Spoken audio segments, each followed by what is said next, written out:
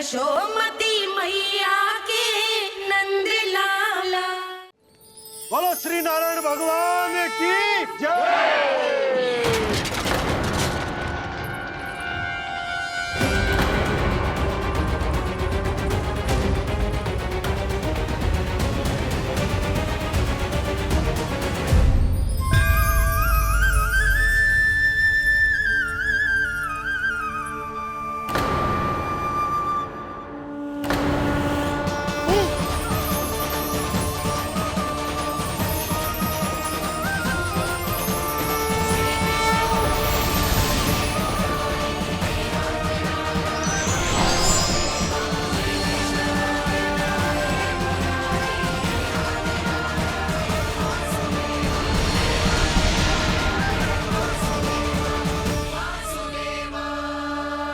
प्रभु,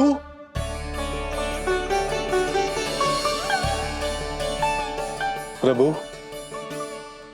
मैंने आपके अवतार को हानि पहुंचाने का प्रयास किया, फिर भी आपने मुझे दर्शन दिया। देने ही पड़े।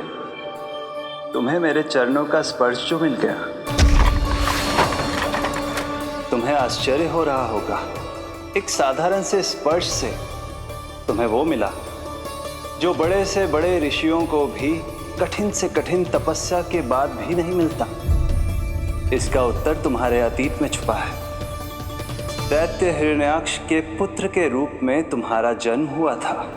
शीघ्र ही तुम बहुत अधिक विशाल और असीम बलशाली हो गए थे, पर तुम अपनी शक्ति का प्रयोग अनुचित ढंग से करते थे। एक दिन तुमने महर्षि लोमस के आश्रम में बहुत ही उत्पात मचाया, हरे भरे वृक्षों को नष्ट कर दिया।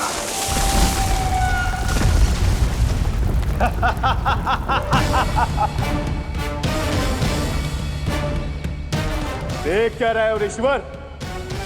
ये विशाल वृक्ष भी मेरे इस विराट तन के आगे कुछ भी नहीं है। जिसे स्वयं अर्जित तक नहीं किया, उस तन पर इतना अभिमान। तो सुन ले, जिनसे तेरा तन बना है, उन्हीं पंच तत्वों में इसी क्षण ये विलीन हो जाएगा। ये मेरा श्राप है तुझे, मेरा श्राप है तुझे।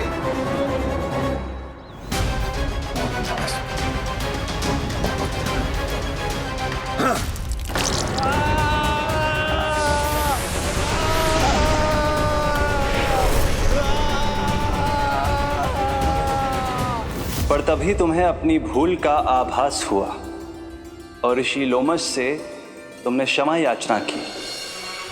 क्षमा करे ऋषिवर, क्षमा करे। मैं मूर्ख, अभिमानी हूँ, अज्ञानी हूँ, परंतु आप तो दया के सागर है। कृपा करे ऋषिवर, कृपा करे। बिना तन के मैं कैसे जीवित रह पाऊंगा? तुम जीवित भी रहोगे और अपने दैनिक कार्यों का संचालन भी कर पाओगे, किंतु सजीव प्राणियों या निर्जीव वस्तुओं की सहायता से ऐसा जीवन तो मृत्यु के समान है ऋषिवर।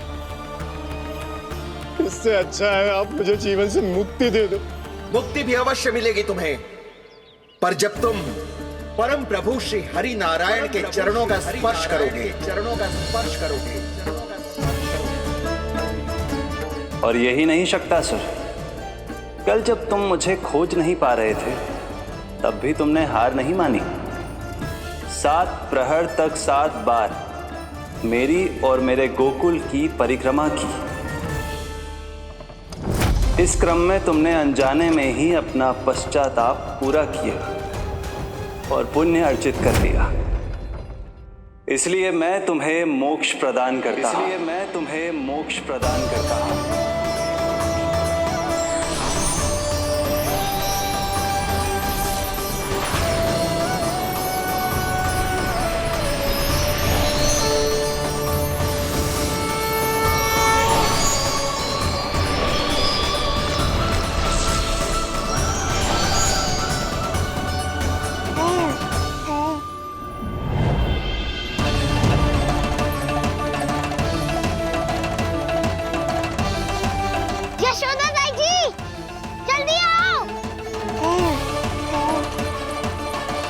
नीलमणि, मेरा लल्ला।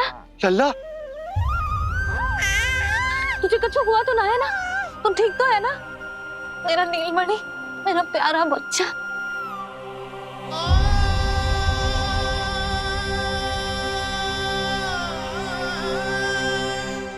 भोला, बंसी, ये सब क्या है?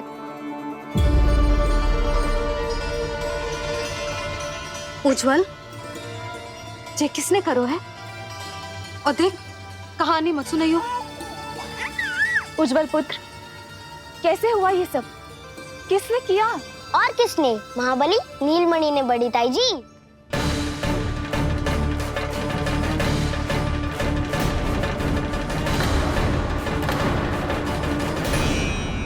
जी क्या बोल रहे हो? सच्ची सच्ची बता। लो, फिर फंस गया उज्जवल। मैं सच्ची कह रहा हूँ। अचानक तीव्र वेग से वायु चली। फिर ऐसे लगो जैसे कोई भूकंप आ रहा है। और फिर जब मैंने देखा तो ये सकट अपने आप हिल रही थी, खड़खड़ खड़खड़ खड़खड़ खड़खड़। फिर मैंने साहस दिखाया और उस सकट को रोकने का प्रयास करो। पर सकट ना रुको, जे हिले ही जा रहा था, खड़खड़ खड़खड़ खड़खड़ खड़खड़ खड़खड़ खड़खड़। और फिर ऐसे ही हिलते हुए अचानक से आगे बढ़कर सीधा नीलमणि के ऊपर चला आए हो। फिर सकट भी हिल रहा था, खड़खड़ खड़खड़, और सकट का सामान भी हिल रहा था, थरथर थरथर।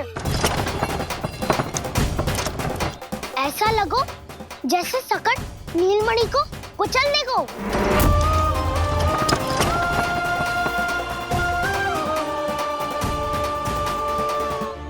पर तभी जे जाग गए हो।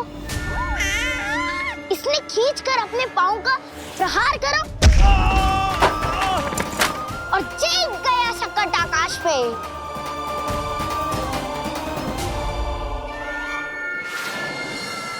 और फिर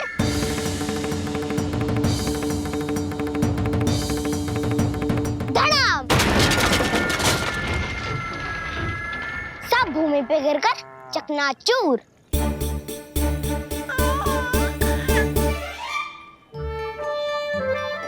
मैं सच्ची कह रहा हूँ ताई जी, नीलमणि के पैर का स्पर्श होते ही वो सकट ऐसे वायु में उड़ी जैसे कोई फूल।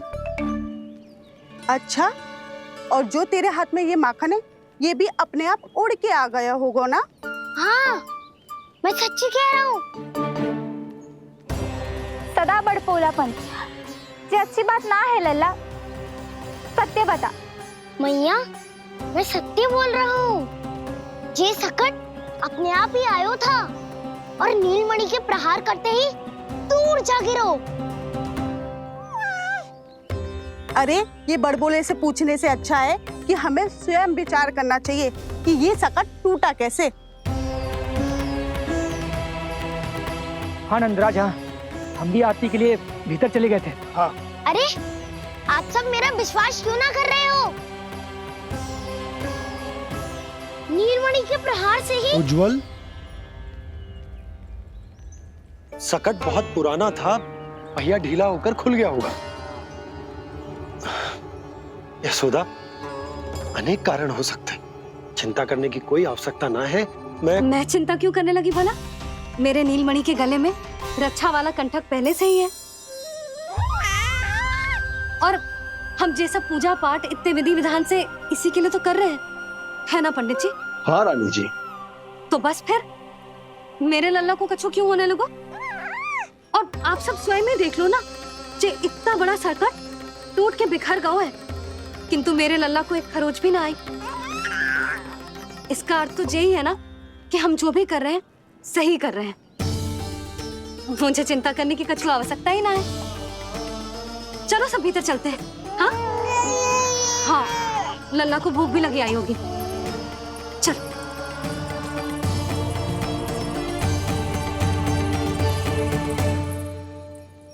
नंदराज जी, अब हमें भी आज्ञा दीजिए। प्रणाम पंडित जी। ध्यान कहाँ था तुम दोनों का? और अधिक सावधान रहने की आवश्यकता थी ना? क्षमा कीजिए नंदराज।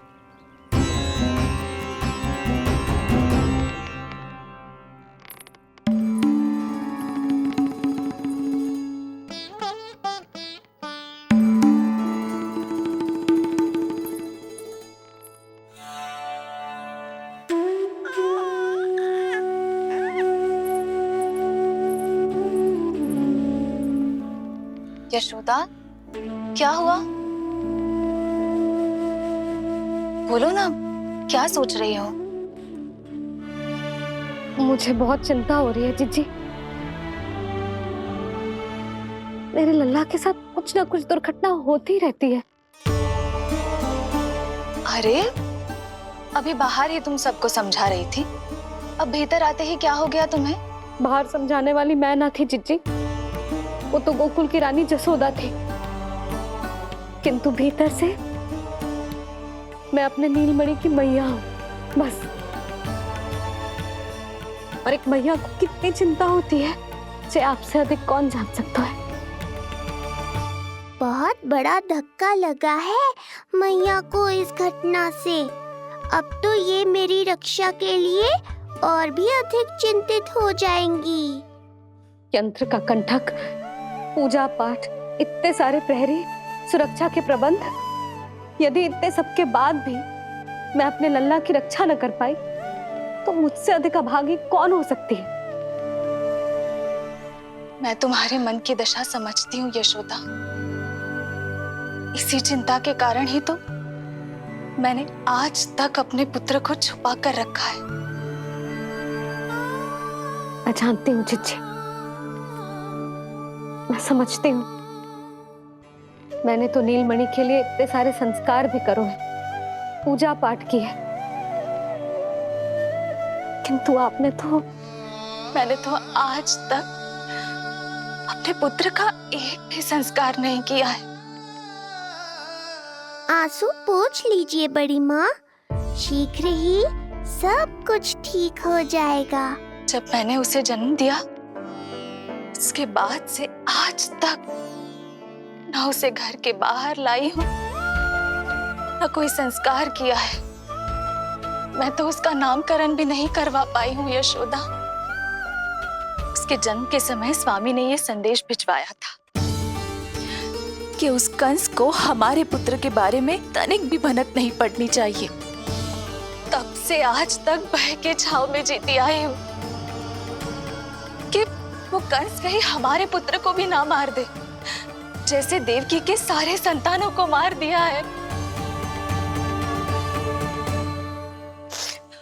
ये आशंका कभी सत्य नहीं होगी बड़ी माँ, मैं हूँ ना। माँ अपनी संतान के मन की बात बिना कहे ही समझ जाती है। आप भी समझ जाओ ना मैया।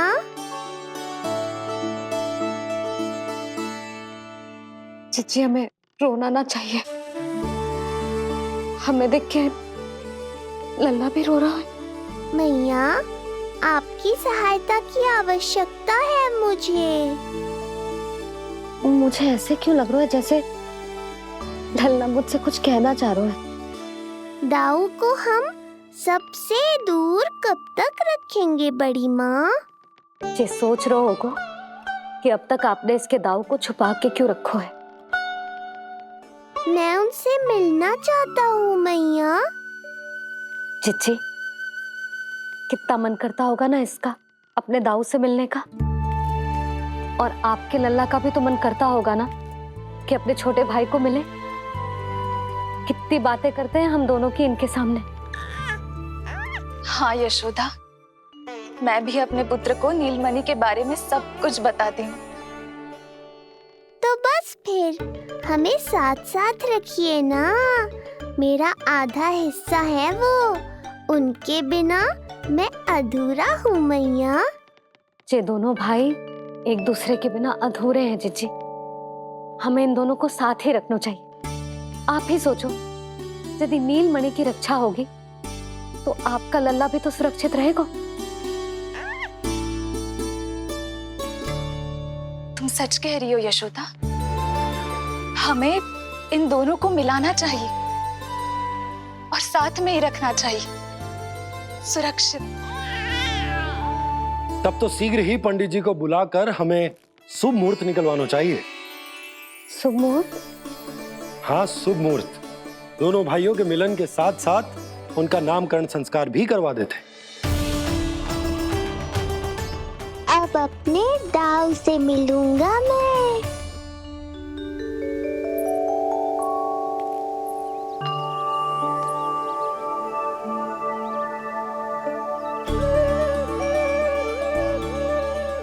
ऋषिवर के दिव्य आभा के कारण ये वातावरण कितना शुद्ध, कितना पवित्र लग रहा है ना।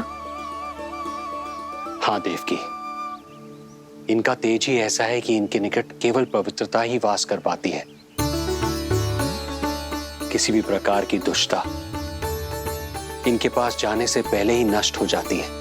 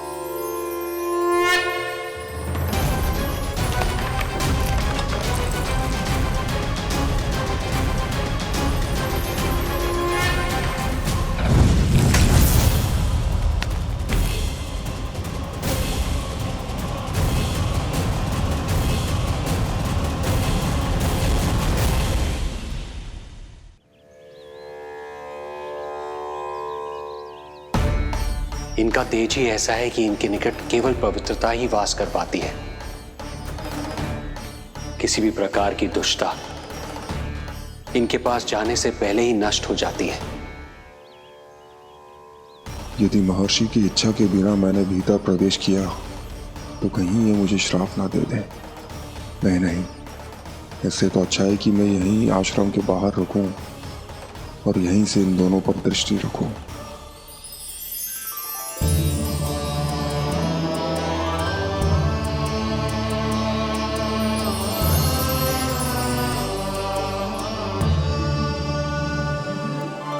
आपके आने का आभास हो गया था राजन।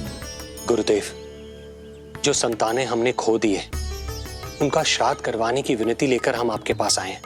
आपका आना व्यर्थ नहीं जाएगा राजन, परंतु मुझे आभास हो रहा है श्राद्ध कर्म इस भेंट का एकमात्र कारण नहीं है।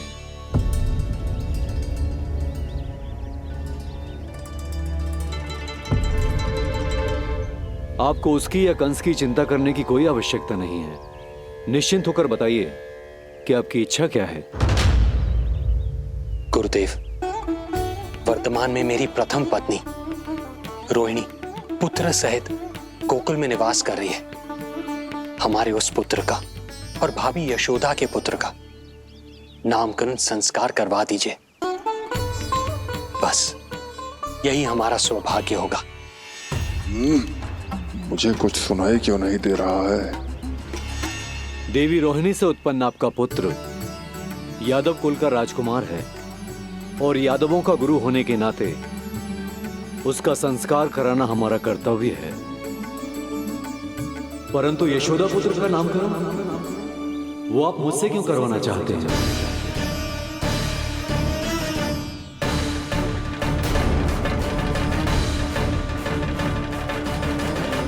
गुरुदेव, सत्य ये है कि रुक क्यों गई रानी देवकी? आपके मन में जो कुछ है कहिए। ये कैसी दुविधा में फंस गया मैं।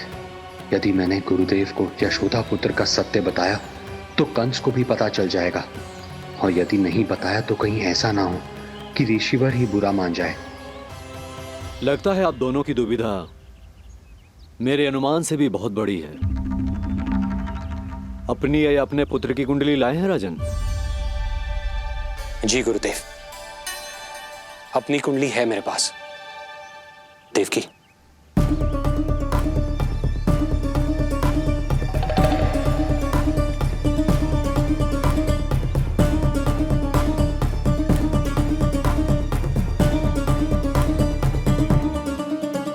जो रहस्य आप नहीं बता पा रहे हैं राजन, वो ये कुंडली बताएगी।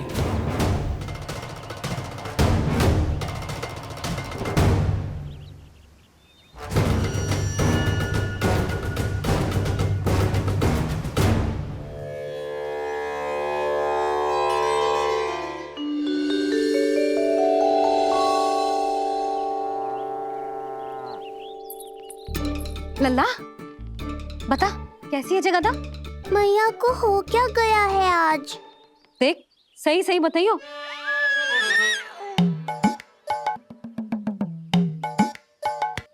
अच्छी है ना? पसंद आएगी ना उसे? हाँ? या फिर जे मोर पंख वाला मुकुट दे दूं? पहली बार मिल रहा है तू, उपहार तो देना चाहिए ना। पर बड़े तो वो है ना मैया, उपहार तो वो देंगे मुझे।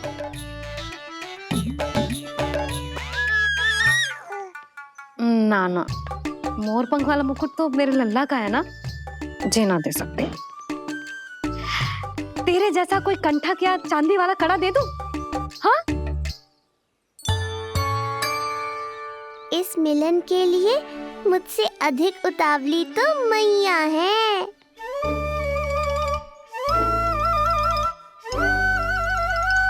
अच्छा जे उपहार छोड़, तू तो जे बता कि तू उसे बुलाएगा क्या कह के? अन्य सभी के जैसे बड़े भैया या गांव वालों के जैसे दद्दा बुलाएगो, या फिर बड़े नगरों में जैसे बुलाते हैं ज्येष्ठ ज्येष्ठ भ्राता बुलाएगो, या फिर प्रेम से बुलाएगो दाऊ दाऊ बुलाएगो ना?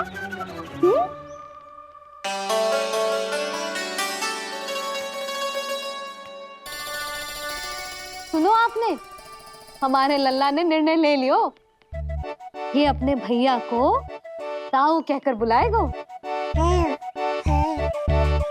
अरे वाह, लल्ला ने बोलना भले ही ना सीखो, परंतु तुम्हें बता दियो। और नहीं तो क्या, लल्ला कुछ कहे ना कहे माँ तो समझ जाती है ना लल्ला?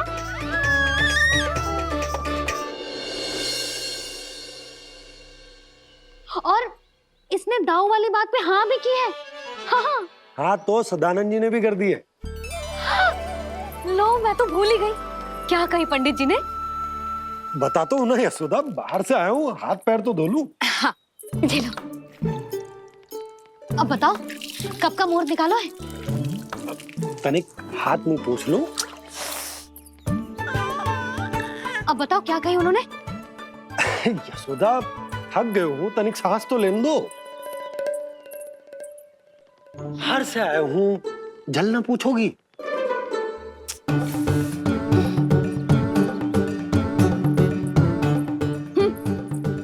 अब बता दो जी।